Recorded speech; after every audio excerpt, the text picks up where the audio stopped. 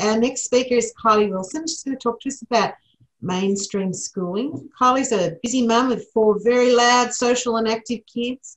Her youngest child, Lucy, is 7 years old, a girl, 7-year-old girl, and has an undiagnosed genetic condition that presents similar to cerebral palsy. All of Kylie's kids have attended or attend the same local primary school, just a 5-minute walk from their home. So thank you, Kylie. Hello, I'm Kylie Wilson, and I would like to thank SWAN for giving me the opportunity to present at this conference today. I will be sharing with you our family's experience of our daughter who has an undiagnosed genetic condition, attending her local mainstream kinder and now attending her local mainstream primary school. She's now in grade 2. And I really hope what I have to share you find interesting and helpful. Lucy is just about to turn 8. She's the youngest of 4 children and lives with both her parents, her 2 big brothers Ollie and Archie, her big sister Zoe. She is a delightful little girl with a big infectious smile and an absolute love for life. Lucy was born with a long list of medical and disabling conditions related to what we now know is an undiagnosed genetic syndrome. These include cerebral palsy, global developmental delay, seizure disorder, hearing impairment, complex communication needs, plus sensory processing and behavioural challenges. Lucy can do lots of great things, but she also has lots of challenges. Lucy can walk, but only short distances and is unsteady, so uses a wheelchair. Lucy can talk, but often can't be understood, so uses a speech generation device. And Lucy is quite healthy, but has a complex medical profile, which includes seizures and low immunity, so she needs to be managed and monitored. Lucy has a really fun-loving nature. She's cuddly and kind, she's giggly, she has endless amounts of energy, she's loud and vocal and prone to some pretty spectacular meltdowns. She's smart, she's curious, she's charming, she's really demanding, and mostly she's just a smiley and happy little girl. She loves playing indoors, dress-ups, dolls, reading books, dancing to music, but her great love is being outdoors. She loves playing at the beach, swimming in pools, enjoying the play equipment at parks, watching her siblings play sport, and basically just being active, either on her feet, with the assistance of someone else, or in her wheelchair. Lucy was diagnosed with her disability at about 6 months old, so we were able to access early intervention quite quickly, which we undertook at home before she went to the Cerebral Palsy Education Centre, where she participated in both group and individual therapy. Concurrently, she was also enrolled in the beautiful Melbourne Special Needs Playgroup, which was a supported playgroup for kids with a disability. And then she went on to attend the Port Phillip Specialist School Early Learning Kinder program in Port Melbourne. Then we moved house and lived further down Melbourne's Bay, so she went to the Yarrabah School Early Learning and Kinder program in Aspendale, and before we knew it, she was coming up to her 4-year-old kinder year, the year before prep, and we were faced with a tough decision as to whether she should go to her local kinder just down the road where her siblings also attended, or should she continue to attend the Yarrabah Specialist Kinder, where she was having a fabulous time and thriving, and also receiving all her early intervention. Not an easy decision for her. After a lot of consideration, we actually decided she would attend both during her 4-year-old kinder year.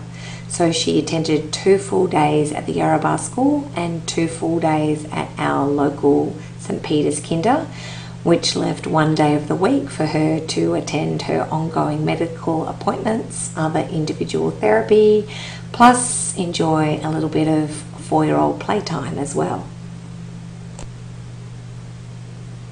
We were so lucky that just down the road from where we lived was a beautiful, very small community-based kinder.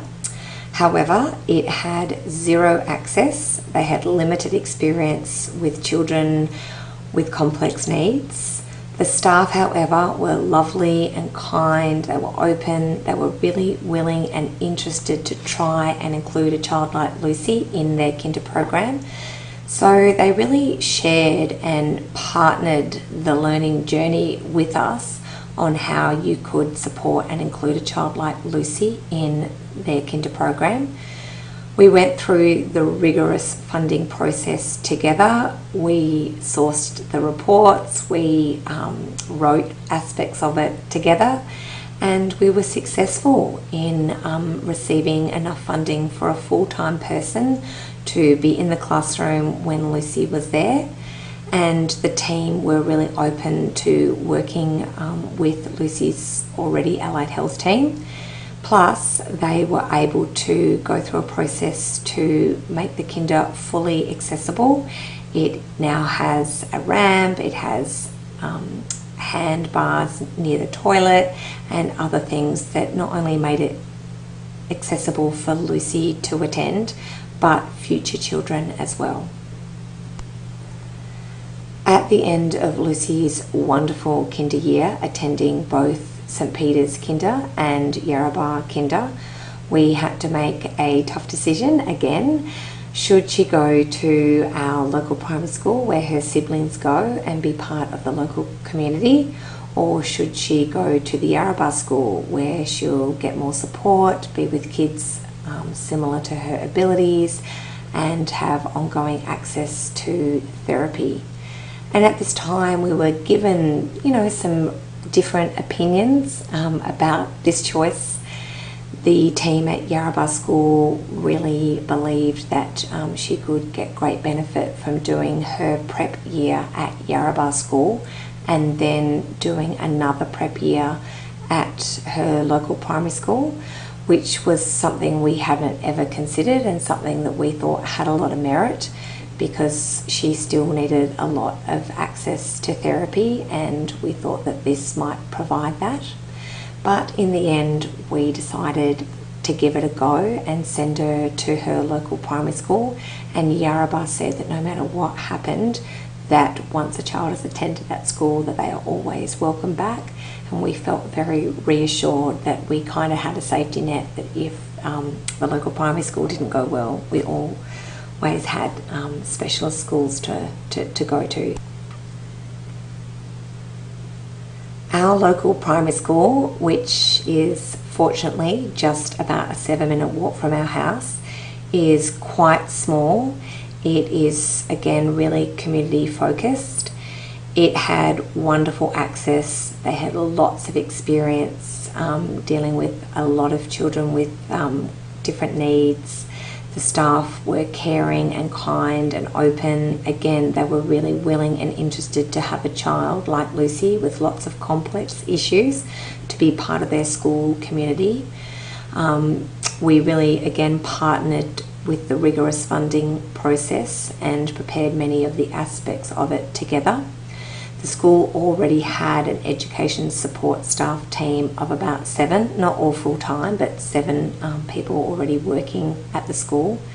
And again, the school was successful in securing funding for a full-time education support officer to be with Lucy, and the school were very open to working with Lucy's allied health team on how best to support Lucy and the school and the teaching staff to include her in her school.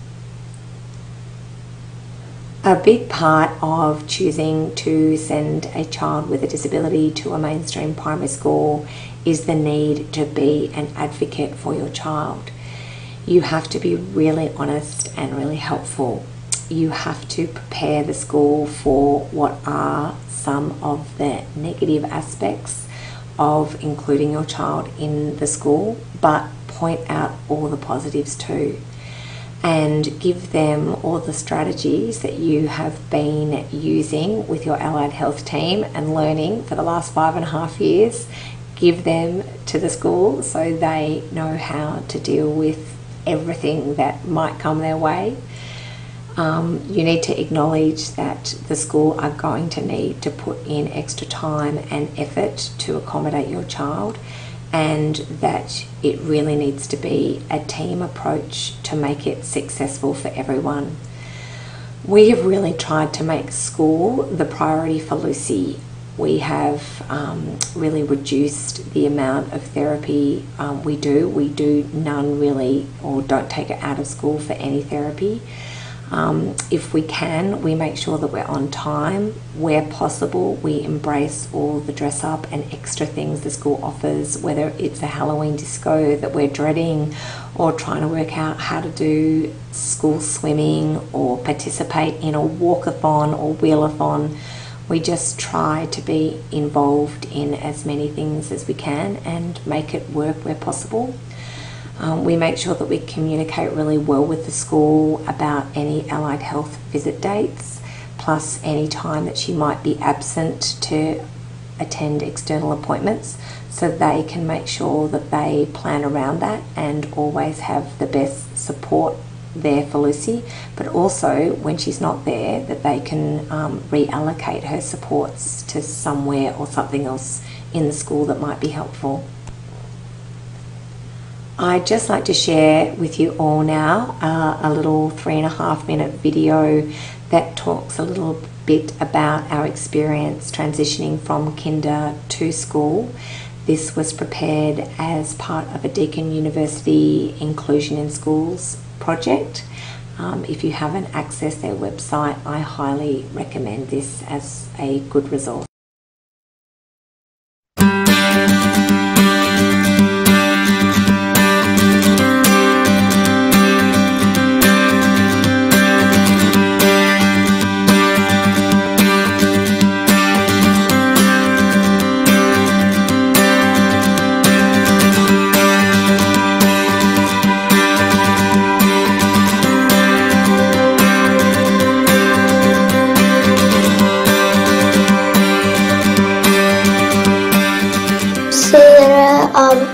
Be happy and play with her friends.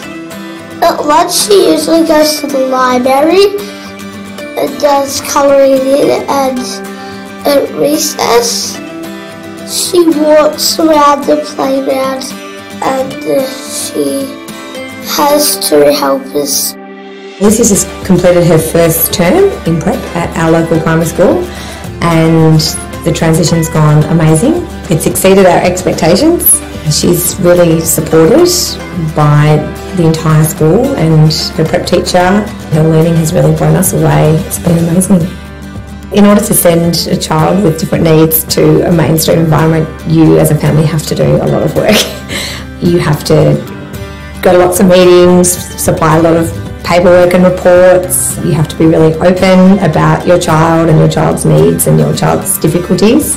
It's a long process before they even walk through the door. Schools, obviously, it's such a big environment, and it's so different to kinder. Like kinder was one little room and one little playground and one small group of kids and 3 teachers, where school is, 375 kids.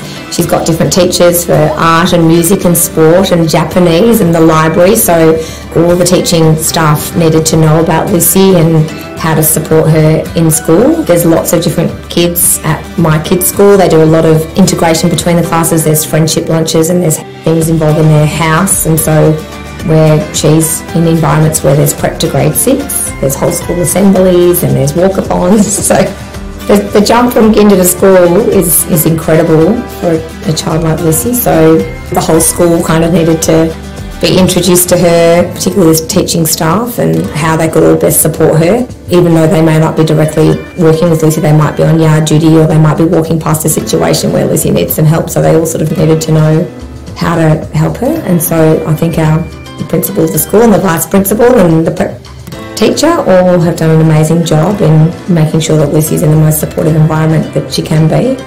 And because of that, she's learning really well and she's relating to her peers really well. There are hard days, but generally speaking, it's gone really well. I think because there was a lot of work done beforehand, so I think that's the kind of key to success, that everyone's got to sort of be prepared before they arrive. The advice I give to other families would be to be brave and give it a go. Try and find a local primary school that is open and willing to support your child.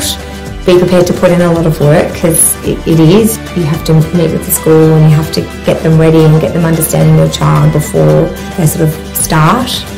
And if you have an allied health team, use them, because they've probably supported other kids who've gone to school before. Does Lucy help you guys sometimes getting ready for school? Sometimes. Sometimes. She says, hurry up.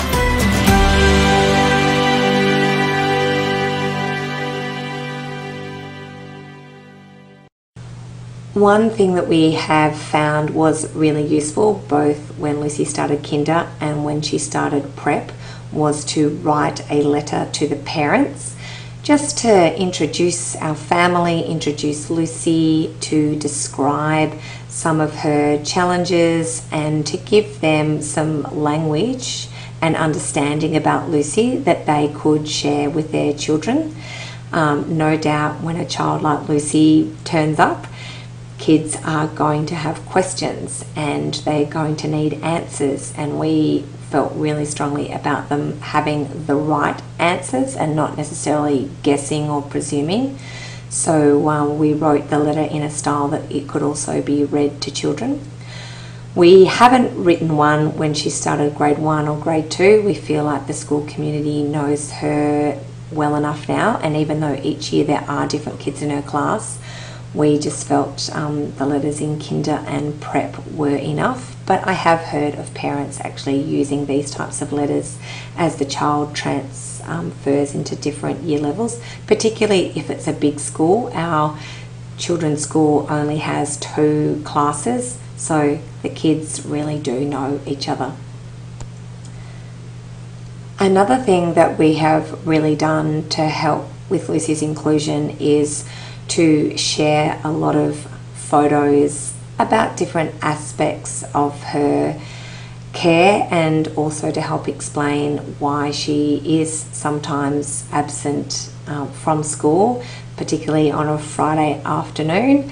If she's going to have an EEG of her brain, or she's going to have AFOs fitted, or she's off to have a sleep study, or off to have a orthopedic review.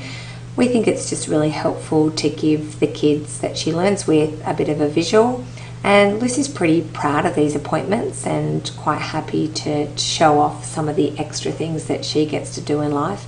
And I just think it's another way just to really help be transparent in who Lucy is and what she does in life. When Lucy started school, we decided to set some goals for her. It was really important for us that the school understood that we felt really strongly that Lucy was there to learn, to be able to access all aspects of the curriculum. And yes, there would need to be modifications made in order for her to be able to do this, but we didn't want her to just be sort of an observer or merely a participant. We wanted her to be actively involved, encouraged, supported, and expected to be a part of every aspect of the curriculum that is offered to the other children. So by setting these really clear and direct goals in consultation with the school, so that everybody understood that she was there to be a full and active member of all aspects of the learning, we felt was really important. We use a communication book every day for Lucy at school. It is something that the education support staff and the teachers and us as a family can write in. just so Lucy can have a very fluid drop off and pick up. We don't need to sort of stand around chatting about her day or the things that need to be handed over. We can just write it in the communication book and know that it will be read and actioned if needed, or people will be informed of what's going on. And I have come to really rely on this communication book, as I know the team that looks after Lucy at school have too. And it's also a great conversation starter for our family at dinner. If Lucy is not able to remember or doesn't want to share what happened at school, we can always refer to the communication book. So I would strongly recommend. Lucy has a lot of sensory processing challenges, so one thing we try and do every day is make sure that when she arrives, she is ready to learn. So she rides her trike to school every day, and before school we go through a bit of a routine to make sure that she's up early, dressed, ready, had a bounce on the trampoline, had some crunchy food to eat, has all her personal care taken care of, so she can arrive at school, walk into the classroom and be ready as best she can to sit down and start to engage with her day. Lucy has absolutely blown us and the school community away with what she has been able to achieve so far now that she's in grade 2. These two photos really represent her progress. The first one is her standing up and sharing a show and tell piece where she had to prepare a weather report. Lucy is unable to write with a pen, so she uses a Surface Pro laptop in the classroom where she types all her writing pieces, and instead of drawing she surfs the internet for pictures that represent what she would typically draw. And she's holding a piece of paper here with her speech typed up to read out, and she also had prepared on her speech generation device her entire presentation in case her language wasn't understood or she got a bit of stage fright. And the other is actually an example of her writing where she had to reflect on why she is grateful for her primary school, and she was able to come up with this lovely list of all the things she loves about being part of her primary school, which for us was just incredible. There have been lots of things that have worked really well for us sending Lucy to primary school. One of the things I think has helped the most is actually asking for help, being prepared to say, Lucy needs a little bit more than most kids. Could we have some extra time on the school grounds before she starts prep? Could we meet the teacher and the aides a few more times? Could we come in the holidays and just play on the play equipment so she can get used to the playground before all the kids are there playing alongside her?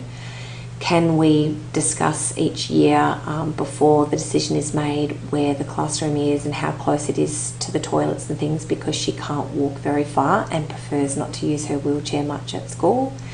And just to ask the school continuously, is there anything else that we can do to help you get ready to have Lucy in class? We have also been really transparent about some of the tougher and perhaps more awkward things about Lucy being at school, particularly her meltdowns and her seizures, and working out a plan of where she can go to be safe when either of them happen. Plus, she still needs a lot of sensitivity around her toilet issues. So we have pretty upfront conversations about how that will be managed each year and within each classroom that she is in. And I think just being as open as you can really helps to support your child and also support the people that are there to support her. We have been pretty fortunate that there hasn't been much that hasn't really worked out. It hasn't been all smooth sailing and it's not all rosy, but on the whole, it has been pretty good. And having 3 older siblings, I know that it's not all perfect for a typical child. So there's no surprise that it's not all great for Lucy either. We did have a few people raise doubts at the start as to whether sending her to the school would be right and whether she was capable of it and whether it was best for her. But we have found that if we just stay true to ourselves and what we believe is right for Lucy, then that tends to work out really well for us. Lucy has a great allied health team around her, and I really lean on them, and very much did before Lucy started school. They have supported a number of kids like Lucy to attend mainstream primary schools, and I had no idea how to do it. So I really looked to them for advice, not only to support me, but how they could support the school to support Lucy as well, and gave them the role to do that more than me, because I really try wherever possible just to be a typical parent. I also Googled a lot, of course. I attended some seminars on school inclusion and also preparing for the funding process, and just looked on lots of relevant websites and liked quite a few social media pages to help prepare. I would really encourage anybody who thinks that their child would do well in a local mainstream primary school to give it a go. What have you got to lose? And if it doesn't go well, the specialist schools are there to support you anyway. So if you think it's worth a try, then I would really strongly encourage you to give it a go. It hasn't all been easy, but I would say it has definitely been worth it. And give your local primary school a chance. They might, surprise you in not only what they can do to support your child, but how willing they are and how much they believe that having kids like Lucy is really valuable to their school community and their students. I get asked so many questions about Lucy and our experience of her attending her local primary school. Lots of people ask me, why did you choose it? And I say, well, because I wanted all my kids to go to the same school. Why not? People ask me, has it been difficult to get the support that we need? Look, it has been tough initially at the start. There's so much preparation that you have to do, but all that preparation is worth it. And of course there is ongoing involvement, lots of organisation that needs to go into Lucy being there every day. But the school really support most of it. They don't support all of it, and that's also because we possibly want more allied health involvement than really her funding covers. So because she doesn't have enough time really to do a lot of external therapy because she's at school and it's quite tiring, we supplement some of her therapy sort of to have it in school rather than out. So we do use some of her NDIS funding. And everybody asks, why does it work so well for Lucy? And I say, I think it's just because we've just been really open and honest, and they've been able to put in the supports that she needs to make it work. Lots of people want to know, how it goes for Lucy in the playground and things like that. And I say, well, I think it's okay. There's no hiding that Lucy's very different. She has a lot of challenges and her behaviour can sometimes be really confronting, but we believe that mostly that she's understood, her team around her support her, and her differences are explained to the kids so they understand, and because of that we believe she's really embraced by the community. And the parents are all amazing and are polite, and I've only seen a small amount of behaviour that concerns me. Some of it has been people imitating her poor speech or her poor walking. And kids are not intentionally being mean, but by the kids meeting kids like Lucy, it helps them to understand differences, and they come to, I hope, appreciate the importance of inclusion. And I don't really hear anything negative. And if I do, I just wouldn't listen to them anyway. So far, Lucy has been pretty fortunate that she has been included and invited to lots of class parties.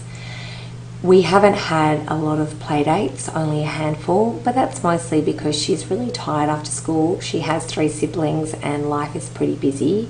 But if we ever bump into any of the school kids in the park on the weekends or in the supermarket, they are always lovely to her, which makes us really happy.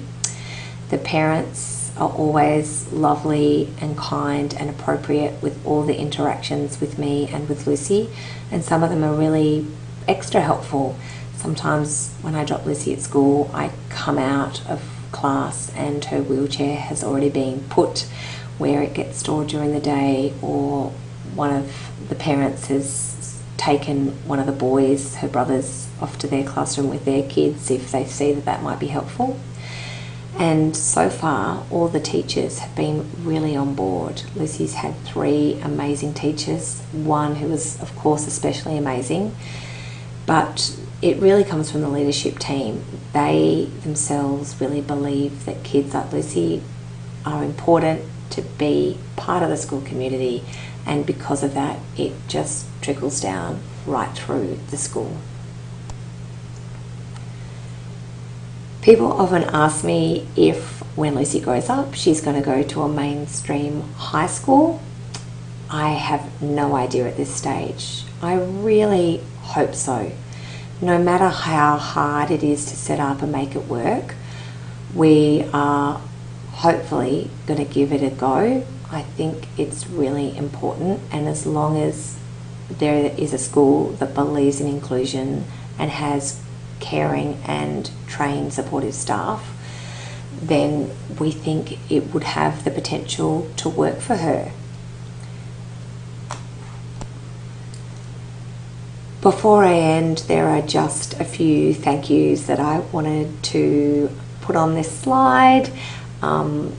Lucy's mainstream kinder, Lucy's mainstream primary school, and all the staff there, but not to mention her beautiful specialist kinders and Malvern special needs playgroup, who gave her such a great foundation for attending an education institution with structure and format and teachers and support, plus her amazing allied health team who continue to support us amazingly well. And not to mention Lucy's siblings, Zoe, Ollie and Archie. They are so patient and kind, especially to Lucy, and they really show what true inclusion means. And it's not easy, but it can be done with the right mindset and attitude. If anyone's considering sending their child to a mainstream primary school and you're having doubts, make sure you reach out to people who have been there and your allied health team and the amazing resources that are out there. Make sure you access them, because there's plenty. I found so much information that helped me get ready, and I couldn't have done it without all of that. But also feel free to give me a call or reach out to me. I'm happy to share any aspect of our experience with you. And if you have any further questions, well, I'm here and happy to take any questions that you may have. Thank you for listening and enjoy the rest of the conference. Well, thanks, Kylie. What a great presentation and insight into your family and your journey through systems with Lucy. I think we're really building some themes through the conference about how vital communication is, about being transparent and honest, and especially about getting support and feeling comfortable to ask for support and finding where those supports are to be by your side when you're needing to advocate for your family and your daughter. So thank you so much for all of those wonderful insights. Heather, I think we've only got time for one question. So is there something you want to highlight? Yeah, look, a few people are asking about Lucy's trike. So I put the link on where you purchased it in the chat, but if you could elaborate a little bit further about it, that would be great. Thanks, Kylie.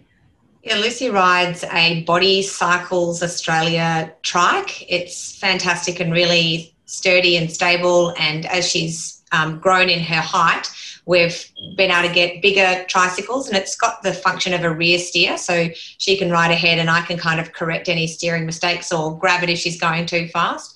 And they can modify it with taddy cups for, on the pedals, and pommel seats and straps. And initially Lucy had even a head support on her first trike, and as she's got more comfortable, we've been able to remove some of those. So they're really adaptable, and they'll make it up to the specifications for your child, which is fabulous. Great. Thanks, Kylie. So Heather's going to make sure there's links and things in the chat. Kylie's very generously offered her email and phone number, I think, for people to get in touch with her if they need to or want to. So thanks so much, Kylie. Sorry we ran out of time, but you packed a lot into your presentation, so that's great. Thank you so much. Enjoy the rest of the day.